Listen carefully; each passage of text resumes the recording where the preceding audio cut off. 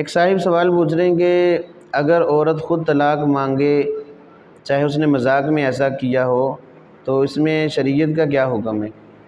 دیکھیں، عورت کو پہلی بات تو یہ ہے کہ ایسا کام کرنا ہی نہیں چاہیے۔ طلاق مانگنا چاہے مذاق میں ہی ہو، مذاق اور نہیں ہے، ایسی باتوں میں مذاق بالکل نہیں کرنا چاہیے۔ یاد رکھیں، اگر عورت نے طلاق مانگی اور شوہر نے طلاق دے دی تو طلاق واقع ہو جائے گی۔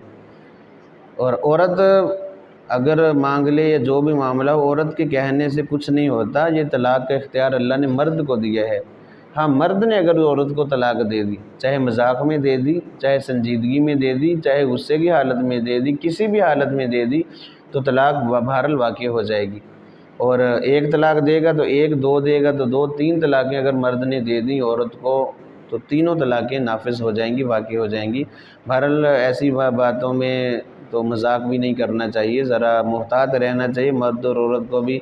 اور عورت کو بھی ایسے مطالبے نہیں کرنے چاہیے بیجا کہ اگر وہ مذاق میں بھی اگر ایسا کرے گی تو اگر مرد نے کہہ دیا، مذاق میں چاہے کہہ دیا، تب بھی طلاق واقع ہو جائے گی۔ ایسی باتوں پہ تبصرہ گھروں میں نہیں کرنا چاہیے، پیار اور محبت سے میاں بیوی کو رہنا چاہیے۔